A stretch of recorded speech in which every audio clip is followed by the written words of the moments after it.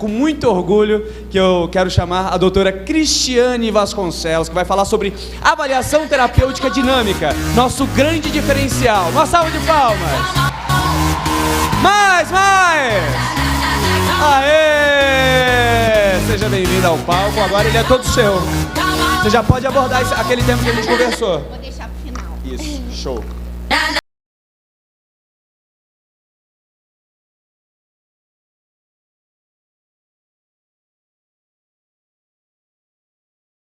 Sobre um tema super importante, né, para o Pilates, que é a avaliação. E parabenizar o Crefito, né, pelo evento, a parceria da Brafito também, né, por um evento tão importante aí para a nossa fisioterapia. E aí eu vou falar sobre a avaliação e no final eu vou falar um pouquinho sobre essa questão que o Eric falou de marcar o X. Vamos esperar ali os slides, né?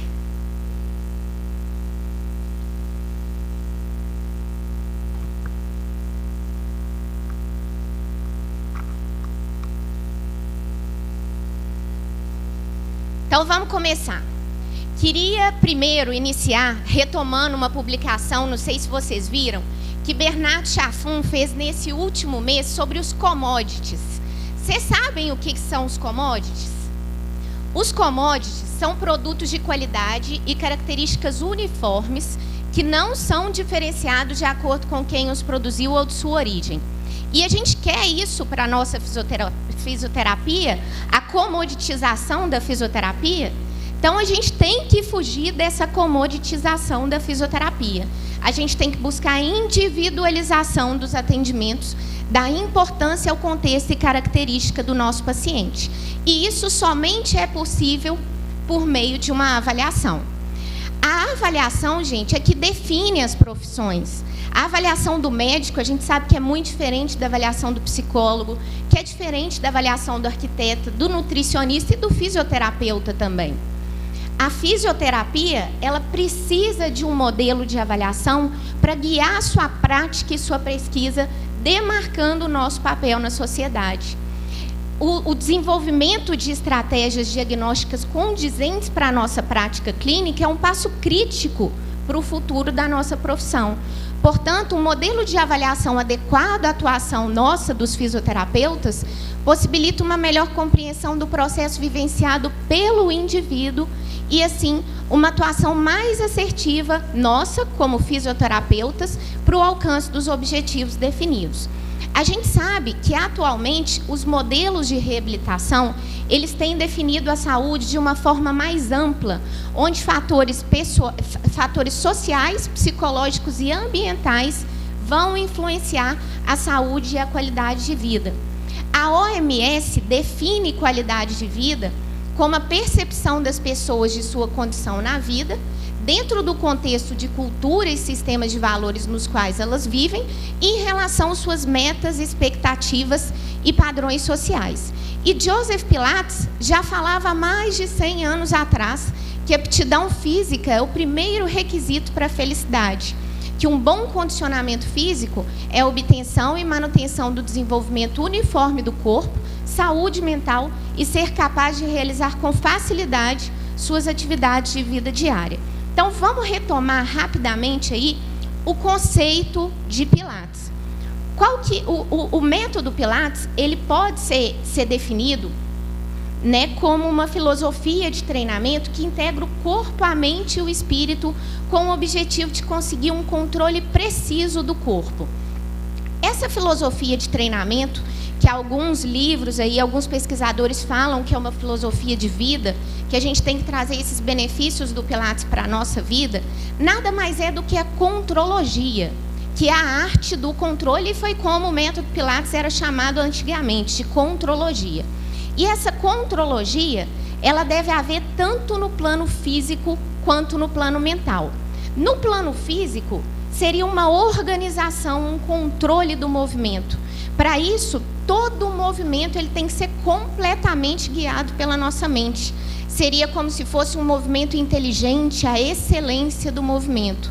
Já no plano mental, seria como se a gente tivesse o nosso autoconhecimento, dessa forma saber os nossos limites e conseguir manter o controle. A gente sabe que quando a gente perde o controle da mente, a gente perde o controle do corpo e aí surgem as doenças. Então, o que caracteriza o método Pilates? São os princípios do método que a gente viu hoje mais cedo com o Rodrigo, né? Então, aqui estão alguns princípios e para a gente conseguir alcançar todos os benefícios, todos esses princípios têm que ser respeitados. Alguns benefícios importantes aí do Pilates é a estabilização vertebral, o equilíbrio muscular e de cadeias musculares, o controle do movimento e o movimento refinado. Então, vamos ver rapidamente esses videozinhos que mostram um pouco dos músculos profundos do tronco, porque quando a gente pensa em Pilates, a gente logo pensa em músculo profundo. E esses vídeos estão representando muito bem esses músculos ali, o multífido que passou, o diafragma, o transverso, os músculos do assoalho pélvico, agindo de maneira sinérgica no aumento da pressão intraabdominal, que é tão importante para a estabilidade da coluna vertebral. E vendo esses vídeos, vocês acham que existe relação entre a respiração, a continência e a estabilidade da coluna vertebral? O que vocês acham? Né? Então, eu vou mostrar para vocês que existem pesquisadores investigando essa associação, existem dados de prevalência comprovando essa associação e um mecanismo patofisiológico capaz de explicar o link entre essas três disfunções. Então, primeiro... Doutora Cristiane, desculpa atrapalhar. Meu Deus!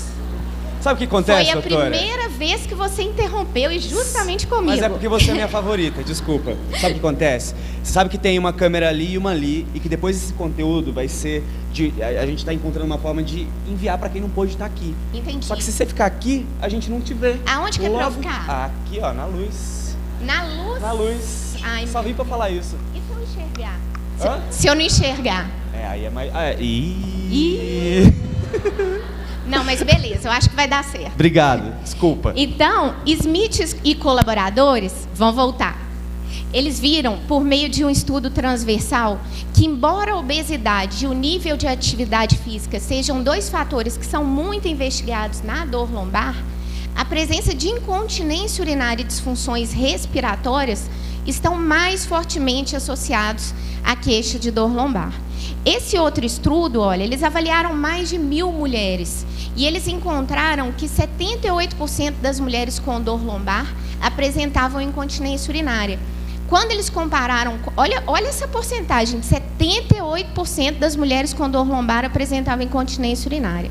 Quando eles compararam com o grupo controle, eles observaram uma maior prevalência de incontinência urinária nessas mulheres com dor lombar e uma disfunção dos músculos do assoalho pélvico que foi avaliada por meio da capacidade de interromper o fluxo natural de urina. Então, para a gente ter uma perspectiva integral que representa todas as disfunções dos nossos pacientes no Pilates, a avaliação desses pacientes no Pilates tem que incluir uma investigação dos componentes da função respiratória e de continência. Existem estudos investigando a influência do volume pulmonar na estabilidade da coluna, que quando o volume corrente está alto, isso diminui a atividade do transverso do diafragma, consequentemente a estabilidade da coluna, tornando o indivíduo mais vulnerável à lesão. Então, a gente tem que investigar isso nos nossos pacientes no Pilates. E essa é uma revisão da literatura que pergunta: é a dor lombar parte de uma condição geral de saúde ou uma entidade distinta e separada? Então, o que eles fizeram? Eles pegaram vários artigos que mostravam associação positiva da dor lombar com uma disfunção, com alguma comorbidade.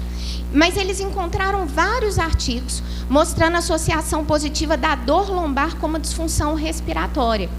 Então, o diafragma, o transverso e os músculos do assoalho pélvico, eles atuam de maneira sinérgica no aumento da pressão intraabdominal, que é importante para essas três funções: respiração, continência e estabilização da coluna. E, então, se acontecer uma disfunção do diafragma, do transverso ou do assoalho pélvico, isso pode se manifestar de uma forma variada, por meio de uma dor lombar isolada, ou uma incontinência urinária por esforço, ou uma bronquite crônica, ou de forma multifatorial. como, por exemplo, um atleta do vôlei, por exemplo, que tem uma dor lombar recorrente, que perde urina quando salta e que tem uma história de asma na infância. E aí, o nosso desafio é tentar determinar onde que vocês acham que a gente deve concentrar o foco inicial da nossa intervenção. Na respiração. O que alguns estudos colocam é que a gente deve intervir inicialmente na prioridade fisiológica, que é a respiração, porque é provável que, se ela estiver alterada, os déficits de controle motor vão continuar e as respostas aí aos nossos tratamentos destinados a restabelecer o controle postural serão menores. E esse estudo investigou a influência do diafragma na estabilidade da coluna, e aí o diafragma ele pode influenciar essa estabilidade indiretamente por meio do aumento da pressão intraabdominal ou diretamente por meio da sua inserção nas vértebras lombares. Tem outros artigos abordando isso sobre essa questão da respiração, que o Fábio e o Alexandre até mencionaram, e eu não vou entrar neles por causa do nosso tempo. Então, quais são os objetivos da avaliação no Pilates, sendo que essa avaliação não deixa de ser uma consulta fisioterapêutica, né? O Magui, ele fala que a finalidade da avaliação fisioterapêutica, ela deve ser compreender total e claramente os problemas ou os objetivos do cliente a partir do nosso ponto de vista e da base física ou biomecânica dos sintomas ou disfunções do movimento que o levaram a procurar a sua ajuda. Então, gente, a nossa avaliação, ela tem que ser voltada, centrada, focada no nosso paciente. E aí, a gente não pode deixar de considerar todas as dimensões da saúde, incluindo as atividades e a participação social. E quando a gente está falando de avaliação, a gente não pode deixar de falar sobre essa relação de capacidade-demanda, onde essa balança está representando muito bem essa relação. E, de um lado, a gente tem a demanda, que seria a quantidade de estresse imposta ao sistema músculo-esquelético durante o desempenho das AVDs. E, do outro lado, a gente tem a capacidade, que seria a capacidade do indivíduo para dissipar, gerar e transferir energia mecânica. Se essa balança está desequilibrada, se a quantidade de energia mecânica transferida ao corpo ultrapassa o limiar de adaptação do tecido, a lesão pode acontecer. Então, a gente tem que investigar na nossa avaliação a demanda imposta no sistema músculo-esquelético durante as atividades de vida diária e os recursos que garantem a capacidade necessária para lidar com essa demanda imposta. Então, qual que é a postura ou o movimento no dia a dia daquele paciente nosso que pode estar gerando uma demanda excessiva para o sistema músculo-esquelético dele? Ele é um atleta do tênis que passa ali horas fazendo o movimento do saque, que pode estar gerando uma demanda excessiva para a coluna? Ou é uma dona de casa que passa ali horas e horas lavando aquela roupa na postura de flexão sustentada da coluna, que pode estar gerando também uma demanda excessiva? Qual que é a intensidade, a frequência, o local de exposição a essa demanda? Usa algum equipamento, algum calçado, algum acessório para reduzir a demanda imposta no sistema músculo-esquelético? Tem resistência e força muscular necessária para lidar com essa demanda? Equilíbrio, rigidez, flexibilidade muscular, mobilidade articular necessária para lidar com a demanda imposta no sistema músculo-esquelético? Então, a gente não tem outra escapatória. A gente tem que utilizar o raciocínio clínico, estruturar o nosso conhecimento. É isso que faz a nossa diferença em relação a todos os outros profissionais.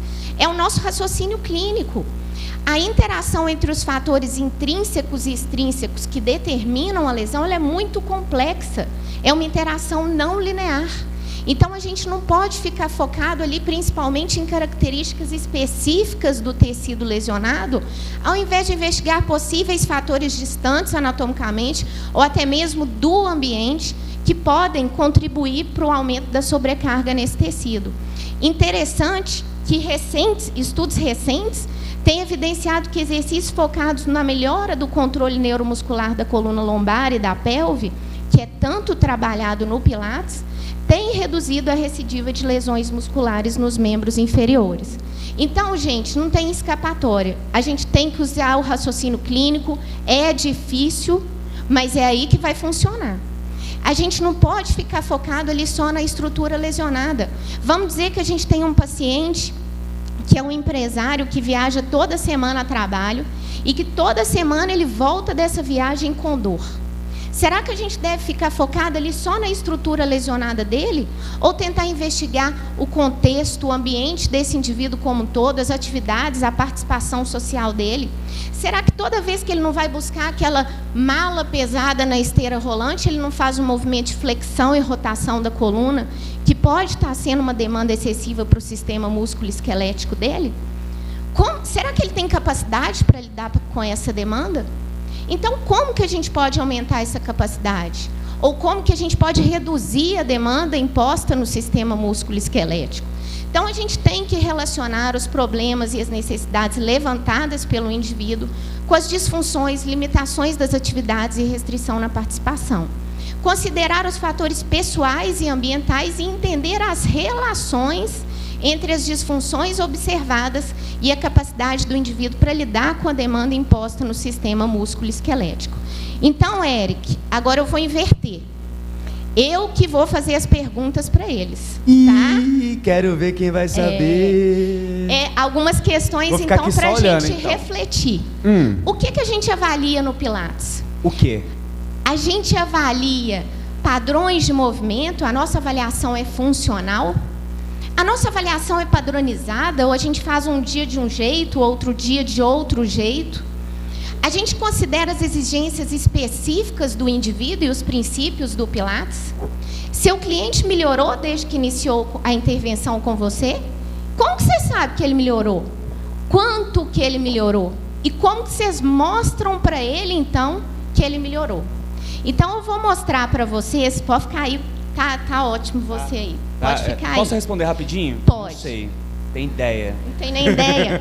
Então, eu vou mostrar, olha aí, uma avaliação. Essa avaliação ela exige um treinamento, só que dá para a gente ter uma visão geral de como que a gente consegue responder tudo isso aí que a gente viu anteriormente. Então, a gente pergunta sobre a profissão do nosso paciente, já tentando investigar qual que é a demanda física do trabalho desse indivíduo, qual que é o tipo de linguagem que a gente pode utilizar.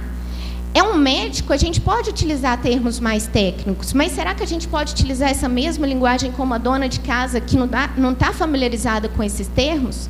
A profissão dele envolve estresse, ele tem estabilidade financeira? A gente sabe que existem patologias que são influenciadas por fatores psicossociais?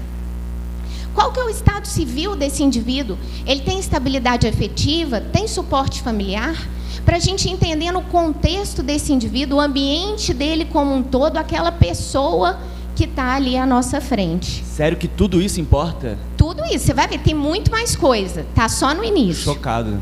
Isso tudo é importante. E como que a gente não cobra por esse trabalho todo?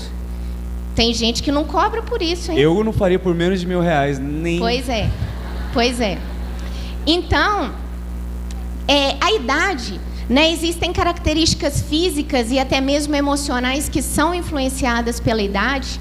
Esse indivíduo está susceptível à osteoporose, ele teve maturação óssea, ele já praticou o Pilates antes? Qual que é a experiência motora desse indivíduo com o Pilates? Quais foram os motivos que o fizeram abandonar a primeira intervenção? Se a gente não tiver isso claro, a gente tem que ter isso claro para que isso não se repita conosco. Quais são os objetivos desse cliente? Para mim, isso é o mais importante, porque se a gente não atender os motivos pelos quais o levaram a lhe procurar, ele vai abandonar a nossa intervenção. Então, a gente tem que entender a expectativa daquele indivíduo, a relevância do Pilates para a vida daquele cliente.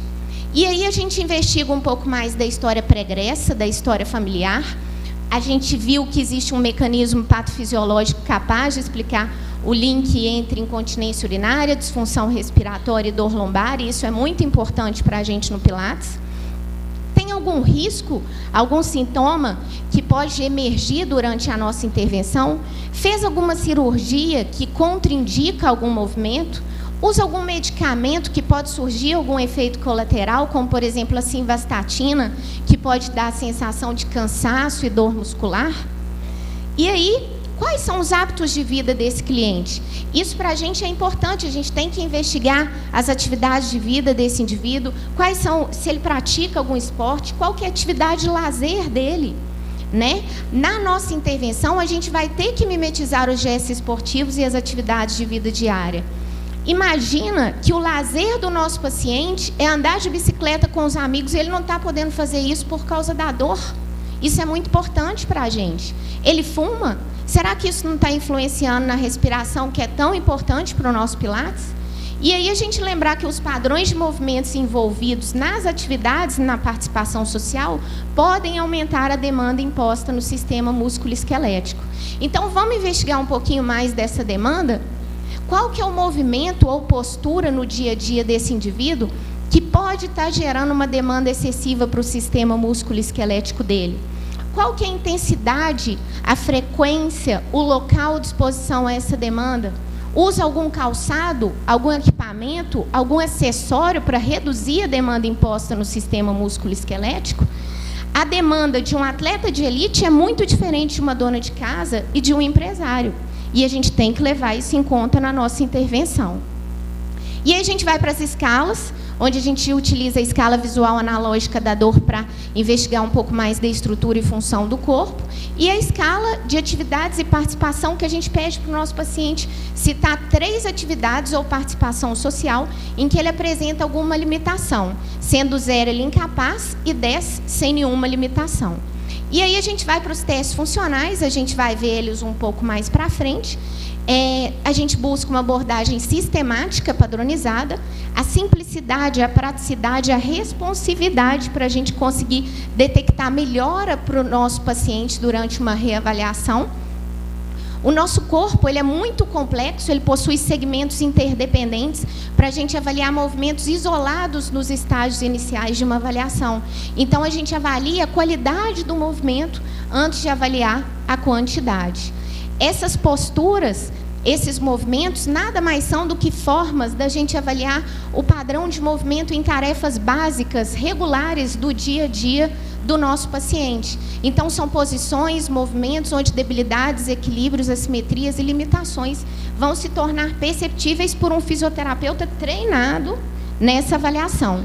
Vai ajudar a descobrir padrões problemáticos que podem aumentar a demanda no sistema músculo-esquelético e como que está a capacidade desse indivíduo de gerar, dissipar e transferir as forças internas e externas através da cadeia cinética, que isso vai estar influenciando a lesão ou a disfunção do movimento. E aí, a gente tem que ter cuidado nessa avaliação aí para os atletas de elite, porque essa avaliação pode não ser suficiente, pode não mostrar o quadro completo desse atleta, porque pode ser uma demanda baixa e ela não ser capaz aí de transparecer as debilidades, os desequilíbrios, assimetrias e limitações dessa população. Então, para todos os testes, a gente descreve o objetivo, a execução,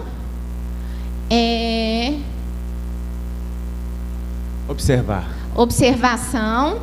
Vou ter que vir para cá. Comando verbal. O comando verbal, os comentários do teste e como que a gente vai pontuar esse teste. Então, aqui está o agachamento bipodal, a flexão de quadril de pé, o standing hold down, que é o ritmo lombopélvico, a ponte unipodal, a rotação de tronco, a extensão de quadril em decúbito ventral, o straight leg raise, a ADM de ombros, a flexão de ombros em decúbito dorsal, o quadrúpede, o roll-up, o swan, mermaid, o leg pull front, side lift, isso. Então, eu vou mostrar para vocês, gente, a avaliação de 2 pacientes, para isso vir mais para a nossa prática, para ficar mais prático para a gente como que a gente vai atuar. Então, esse primeiro paciente do sexo masculino, de 66 anos, é um advogado aposentado, casado, que nunca praticou o Pilates antes, que está no Pilates com o objetivo de tratamento, de aumentar a flexibilidade, por lazer, e quando a gente pergunta para ele, fulano de tal, por que você está aqui no Pilates? Ele fala que o objetivo principal dele é porque ele está por indicação médica. Ele tem história familiar de hipertensão, de diabetes, de câncer de intestino. O pai dele faleceu de infarto agudo do miocárdio. Ele tem colesterol alto, dor lombar, história de síndrome do impacto do ombro direito, faz uso de simvastatina. Ele faz natação 4 vezes por semana, caminha 3 vezes por semana, e o lazer dele é jogar baralho com os amigos, ir para o clube e jogar paciência no computador. Quando a gente pergunta qual que seria a demanda no sistema músculo-esquelético dele, qual que seria a postura ou movimento no dia a dia desse paciente que pode estar gerando uma demanda excessiva, a gente identifica a postura sentada sustentada, que ele fica 2 horas por dia, sendo que em casa ele faz uso daquele apoio da coluna lombar. A caminhada, que ele faz 40 minutos, 3 vezes por semana, na rua ou no clube, e ele não usa nenhum calçado apropriado, ele fala que usa um sapatinho baixinho para fazer essas caminhadas. E a natação, 40 minutos, 4 vezes por semana, na piscina do clube, e ele não usa nenhum acessório. Ele fala que o que ele mais gosta é o crawl e o peito. Ele pontua a dor lombar dele como 3, e as limitações na atividade de participação. A caminhada, que é uma atividade de lazer para ele, ele não quer deixar de caminhar, porque é um momento que ele está com a esposa, ele faz essa caminhada com a esposa, carregar compras no supermercado, e ele fala que, principalmente, quando ele chega em casa, ele tem que subir as escadas do apartamento. E aí a gente vai investigar isso, porque vocês vão ver que ele tem uma limitação na flexão do quadril. E será que quando ele não é demandado nessa flexão, e ele não tem uma limitação dessa flexão de quadril, ele não sobrecarrega mais a coluna lombar dele, que ele tem dor? E a natação, que ele pontua como 9, aí, principalmente o nado peito. Os testes funcionais, que a gente vai ver mais para frente. E a segunda paciente do sexo feminino, de 30 anos, fisioterapeuta, casada, que já praticou o Pilates antes por 5 meses, há 2 anos atrás, e parou por falta de tempo. Ela está no Pilates com o objetivo de prevenção de lesão, de tratamento, de melhora do rendimento esportivo, de aumentar a flexibilidade, a mobilidade articular, e o objetivo principal dela é a redução da dor lombar e a melhora do rendimento na corrida. Ela tem história familiar de hipertensão, de diabetes, de disfunção respiratória. Ela também apresenta uma disfunção respiratória que a gente vai ver mais à frente, dor lombar, história de lesão de bândula tibial direita há 3 anos atrás e cisto em quadril direito há 4 anos atrás. História de bronquite induzida por esforço e faz musculação 2 vezes por semana, corrida 3 vezes por semana, e o lazer dela é participar do grupo de corrida. E a gente tem que ficar atento que pode ser que ela esteja mais insatisfeita porque ela não está podendo participar da atividade de lazer dela como ela gostaria por causa da dor. A demanda dela, então, é a corrida. Ela está treinando para meia maratona. De 15 a 20 quilômetros por semana, ela teve que reduzir a intensidade e o volume dos treinos por causa da dor.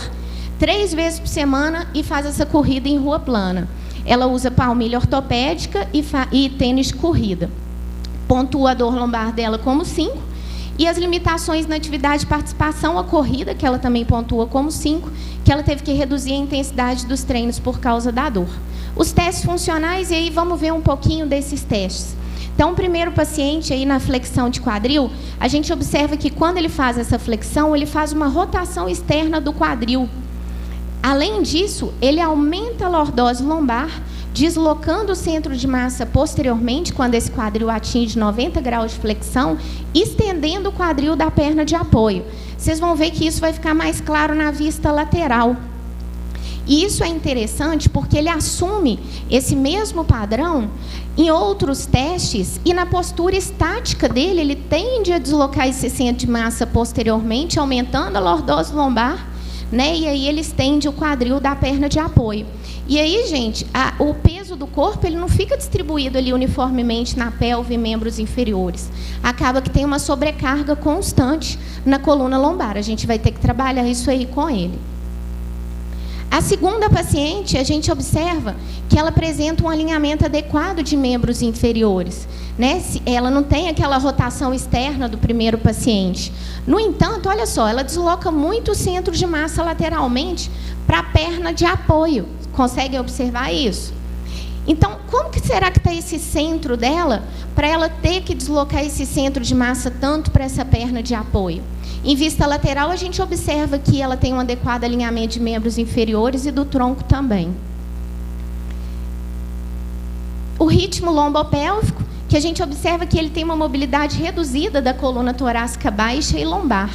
Ele prioriza o movimento no quadril até aproximadamente 80 graus de flexão e depois ele compensa o movimento flexionando os joelhos.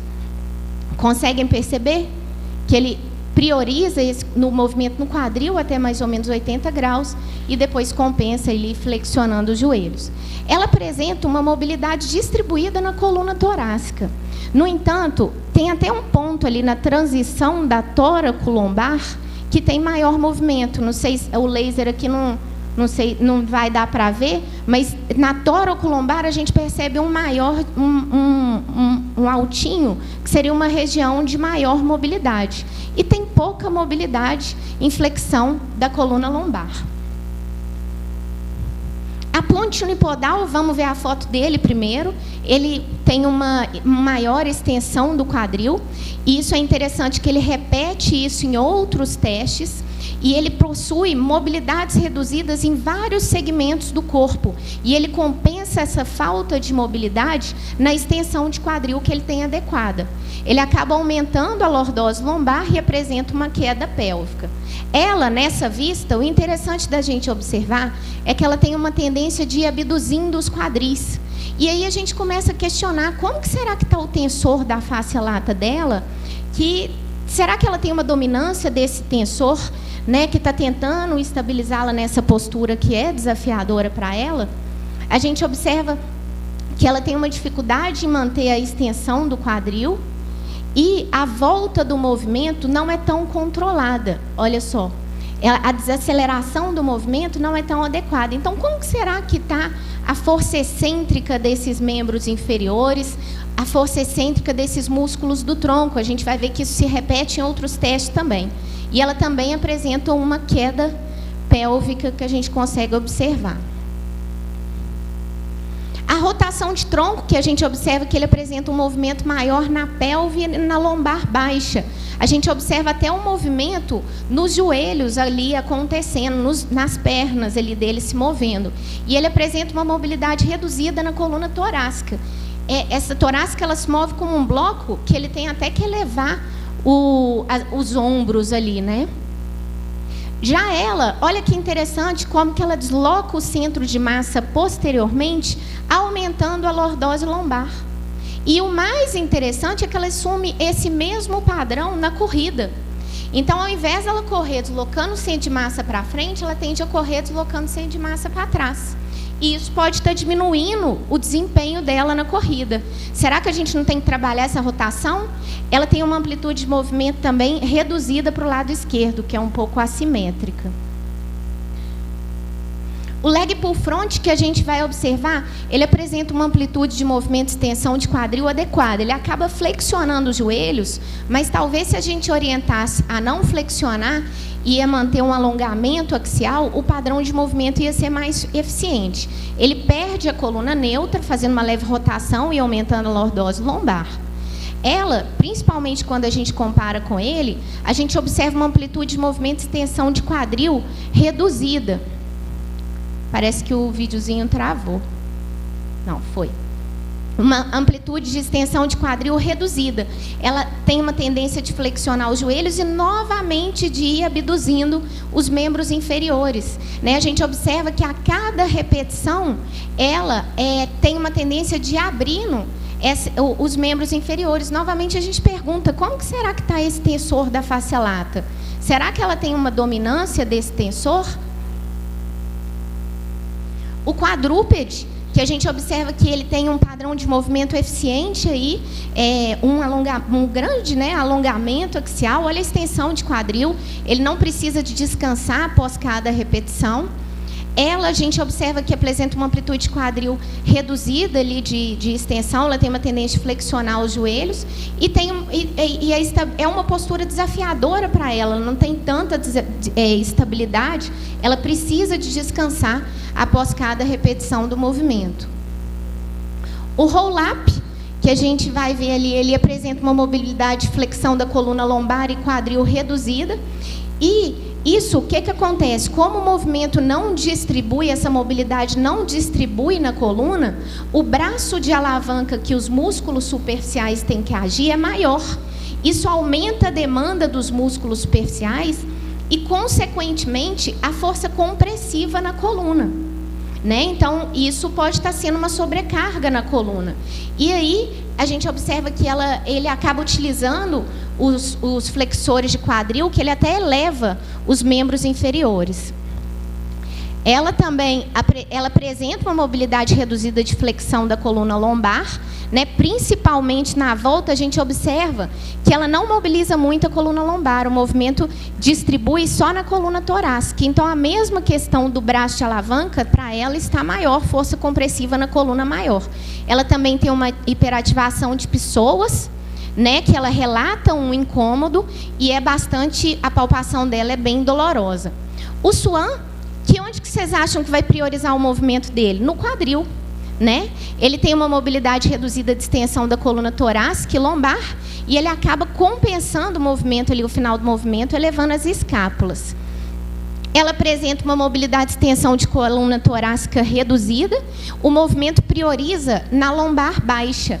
E, novamente, olha a tendência de ir abduzindo os membros inferiores após cada repetição. Olha só. Percebem? Então, Eric, de novo, mais algumas perguntas para esse pessoal. Vamos ver. O que foi avaliado é levado em consideração para a intervenção? Onde que essa avaliação vai ficar guardada? Ela fica no computador, na ficha do cliente de fácil acesso? Ou arquivada num armário que vocês nem sabem onde que está essa avaliação? Como que é a sua intervenção? Planejada previamente ou elaborada na hora que esse cliente chega? Tudo que seu cliente precisa é realmente trabalhado no atendimento? O objetivo principal do seu cliente está sendo trabalhado? Então, gente, quando a gente vai fazer o plano de intervenção, a primeira coisa que a gente tem que pensar é no objetivo do nosso paciente. E aí, a gente vai confirmando nossas hipóteses com testes específicos e utilizando o raciocínio clínico. A gente vai tentando relacionar os fatores internos e externos que podem estar influenciando na lesão ou na disfunção do movimento. Tem alguma coisa que eu tenho que intervir nesse paciente com relação à respiração dele? E com relação ao powerhouse? E o alongamento axial, articulação de coluna, a mobilidade de ombro, mobilidade de quadril, a estabilidade de cintura escapular, o alinhamento de membros inferiores, a força muscular, o equilíbrio, a coluna neutra, ele consegue manter estaticamente, dinamicamente essa estabilidade? Como que está a flexibilidade, a coordenação, a consciência corporal? Tem algum risco, alguma contraindicação? Pratica algum esporte? Quais são as atividades de vida diária? E aí, na nossa prática, a gente tem 3 pacientes para cada fisioterapeuta. A gente busca agrupar esses indivíduos de acordo com a semelhança dos desarranjos funcionais e o nível de funcionalidade. Então, o nosso planejamento deve ser prévio ao atendimento. A gente tem que destacar o objetivo do cliente, alguma contraindicação, se houver, os principais pontos a serem trabalhados e o exercício-chave, que é uma estratégia que a gente tem, que é que a gente vai repetir um exercício durante todos os atendimentos. Isso é importante para fidelizar o nosso cliente, para aumentar a adesão do nosso paciente ao tratamento, porque ele percebe a melhora com esse movimento. Tudo isso aí é prévio? Tudo isso é prévio. E tem gente que não cobra. Não, eu só consigo pensar nisso. Tem gente que não cobra. Tem gente que faz isso Olha de graça. O tanto que é o complexo. É uma investigação científica, pessoal, da vida da pessoa, tudo. Tudo. E o cara faz de graça. Tudo. Vocês conhecem alguém que faz de graça? Cadê? Quem faz de graça aí, gente? Eu vou lá, gente, na boa. De graça. Não vou, claro que não vou, por respeito a vocês. Tempo aí, hein? Não vou por respeito a vocês. Me dá mais uns 3 minutos aí, hein? 3, vai. Não, apresentar Então, tá gente, fácil, gente. Agora ficar sentado na frente de 1.500 fisioterapeutas, sem saber qual é a melhor posição, você não tem noção da dificuldade que tá, não. Tá ótimo, Érico. Ó, alongamento axial, isso aí, ó. Imagina que você vai encostar o teto, a sua cabeça lá no teto, ó. Senta em cima dos 2 ossinhos do bumbum aqui. Pode deixar suas pernas para baixo, que eu acho que vai ficar melhor. Isso aí. Muito bom. Daqui a pouco você cansa. Mas então vamos lá. Então vamos tentar estruturar esse plano aí de tratamento. O objetivo do primeiro paciente, ele está por indicação médica, ele quer reduzir a dor lombar, aumentar a flexibilidade geral, ele tem história de síndrome do impacto do ombro direito, tem mobilidades reduzidas na coluna, né? E essas mobilidades aumentam o braço de alavanca dos músculos superficiais, pode estar gerando força compressiva na coluna. Essas mobilidades também são importantes para a natação que ele pratica, ele precisa da extensão, ele precisa da rotação, a gente vai ter que trabalhar com ele isso. A flexão de quadril, lembra que ele queixa quando ele está subindo a escada? Será que essa limitação na flexão de quadril, quando ele é demandado, ele não sobrecarrega a coluna? A gente vai ter que trabalhar isso com ele. Tem dor ao ficar de pé em postura sustentada, para caminhada, para carregar as compras, aí, a escada, a natação. Dominância de extensor de quadril em relação a paravertebrais, quando a gente faz teste de rigidez e equilíbrio muscular. Tem aquele pobre alongamento axial, ele tende a deslocar o centro de massa posteriormente. Lembra que ele pode estar sobrecarregando a coluna dele por causa disso. E, em casa, ele faz uso daquele apoio da coluna lombar, né, daquele rolinho. Então, a gente destaca o objetivo dele, a gente vai trabalhar as mobilidades reduzidas, né, a flexão de quadril, a estabilidade lombopélvica, esse alongamento axial, o alinhamento do corpo em postura de pé, para que não deixar com que ele desloque esse centro de massa posteriormente, flexibilidade de isquio, força de paravertebrais, passar exercício funcional para a natação, que é o esporte dele, orientar um calçado adequado para a caminhada, porque esse calçado pode estar sobrecarregando a coluna. E nesse início ele vai evitar o nado peito, que ele sente maior incômodo, e vai trocar o nado crawl pelo nado costas, que ele sente maior alívio. A segunda paciente, ela está com o objetivo de reduzir a dor lombar, melhorar o desempenho na corrida. Ela tem história de disfunção respiratória. Quando a gente avalia o padrão respiratório dela, ela apresenta uma maior participação da caixa torácica para a geração do volume corrente. Tem história de lesão de quadril e joelho direito, mobilidade reduzidas da coluna, né, de flexão, rotação, extensão. Lembrar que a rotação, ela tende a deslocar o centro de massa posteriormente, que ela assume esse padrão na corrida. Isso pode estar diminuindo o desempenho na corrida. Amplitude de movimento de extensão de quadril reduzida. E ela precisa da extensão de quadril, principalmente quando ela está numa maior velocidade na corrida. Então, isso pode estar sobrecarregando a coluna dela também. Pobre estabilização lombopélvica, a força excêntrica de membros inferiores também é reduzida. A gente vai confirmando isso com testes específicos. E ela relata uma maior dificuldade na fase excêntrica nos movimentos na musculação. Dominância de tensor em relação a glúteos, flexor de quadril em relação a abdominais. E o lazer dela é participar do grupo de corrida. Então, a gente vai destacar o objetivo, trabalhar o padrão respiratório diafragmático, o sinergismo de transverso, diafragma, músculos de assoalho pélvico, pensando nessa estabilização, as mobilidades reduzidas da coluna, a rotação do tronco, não deixar que ela desloque esse centro de massa posteriormente, amplitude de movimento, extensão de quadril, estabilização lombopélvica, a força excêntrica dos membros inferiores, que é importante para a corrida também, flexibilidade de tensor, psoas, reto femoral, força de abdominais e glúteos, orientar a técnica dela para a corrida, para que ela não aumente a cadência, para que a gente não faça tanta extensão de quadril e não sobrecarrega a coluna dela. E passar exercício para o funcional para a corrida. Então, uma parte do tratamento dos dois, ele vai trabalhar a flexão de quadril, alguma forma da gente evoluir isso, a flexão da coluna, a natação. Ela já vai trabalhar a extensão de quadril, que vai ser o exercício-chave dela, a estabilização da coluna em neutro. Ele precisa disso? Ele precisa também. Só que ele pode ser um pouco mais desafiado com relação a ela. Então, numa mesma sessão, vai ter exercício específico para um, exercício específico para outro, e exercício que os dois pode estar fazendo iguais, e um com uma adaptação, às vezes, porque tem uma maior dificuldade. E exercícios que mimetizem a corrida, né? Uma forma da gente evoluir. Então, gente, a gente vê que o mesmo CID, dor lombar baixa, não vai prover informações suficientes acerca das consequências da doença e de seus impactos em todas as dimensões da funcionalidade humana. Que duas pessoas com a mesma doença, que a gente viu, dor lombar baixa, podem apresentar diferentes manifestações funcionais. E duas pessoas com capacidade funcional equivalente não necessariamente apresentam a mesma condição de saúde.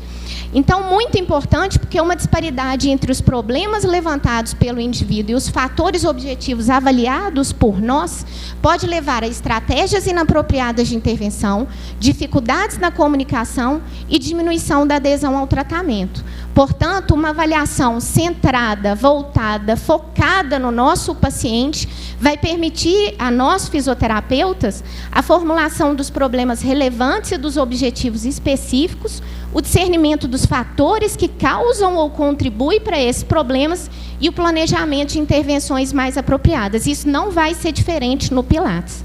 Então, um recado de Joseph Pilates aí para vocês. Muito obrigada. Passei muito? Não, tá tudo bem. Nossa, eu só aliviei aqui porque eu vi que tinha um monte de gente sentada assim. Aí eu falei, vocês podem, eu também posso. Ó.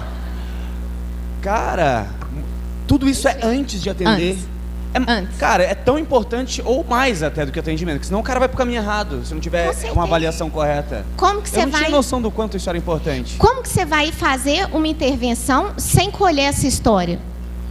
Agora uma coisa, eu imagino que o paciente ele deve reclamar por ter que pagar a avaliação, né? Mas quando você faz uma avaliação dessa... eu acho que muitas vezes falta isso, né? De falar, explicar pro cara, olha, eu não vou olhar pra tua cara e dizer se você tá precisando de uma maquiagem. Isso aí. Entendeu? Eu não vou dizer que roupa você vai vestir, eu vou te destrinchar aqui na minha frente. Destrinchar aqui na frente. E aí a gente usar essa informação na nossa intervenção.